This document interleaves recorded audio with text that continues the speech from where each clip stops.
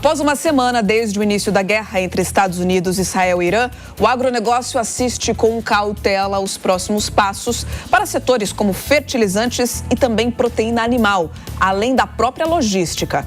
Vamos entender na reportagem de Matheus Lopes.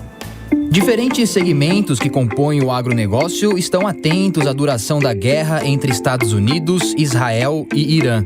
Os conflitos no Oriente Médio impactam diretamente o fluxo de importação e exportação de commodities e a disponibilidade de navios que transportam as cargas. Entre os setores mais afetados está o de fertilizantes. Na última quinta-feira, 5 de março, a Bolsa de Chicago registrava alta de 36% no preço do contrato futuro da ureia no Brasil, com vencimento em abril a $573 por tonelada. O aumento acumulado inclui custo e frete, reflexos do fechamento do Estreito de Hormuz, rota marítima que atravessa as águas territoriais entre Irã e Omã. Douglas Santos, diretor da Peniel Management, explica o cenário.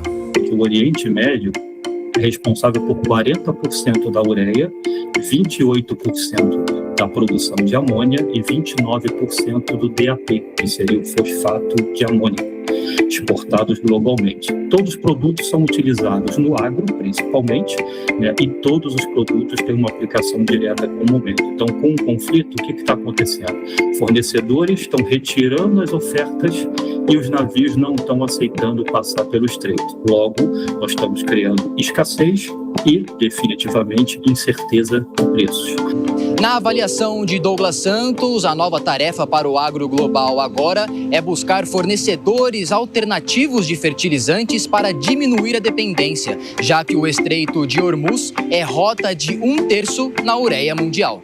O Brasil importa 93% dos fertilizantes que consome e a ureia representa 17% desse total. E além disso, Irã, Catar e Arábia Saudita, todos afetados pela rota de um jeito ou de outro, estão entre os 10 maiores exportadores mundiais de ureia. Então, ou seja, é um colapso anunciado se o tempo se estender demais. O Oriente Médio é a maior região exportadora da ureia do mundo, com 20 milhões de toneladas no ano, aproximadamente 35% do comércio global.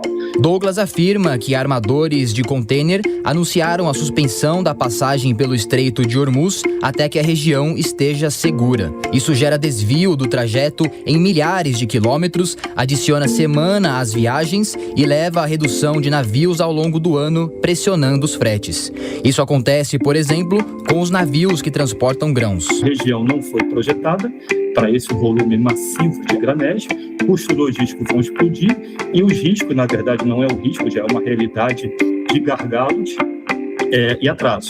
Então, como uma síntese final, a gente pode entender o seguinte, que o Estreito de Hormuz fechado em relação ao navio, nós temos portos do Mar Vermelho acima, acessíveis somente pelo transporte terrestre, rotas muito mais longas, o que inviabiliza. O que isso significa na prática?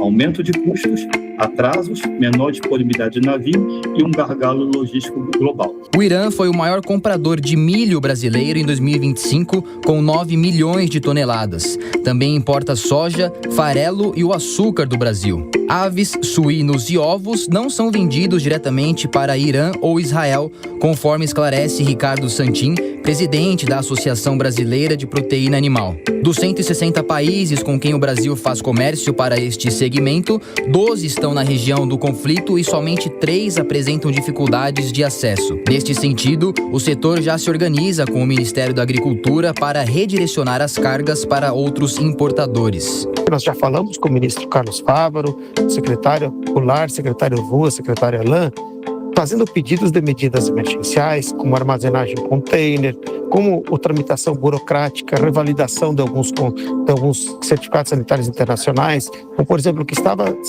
foi vendido para Dubai e estava chegando lá.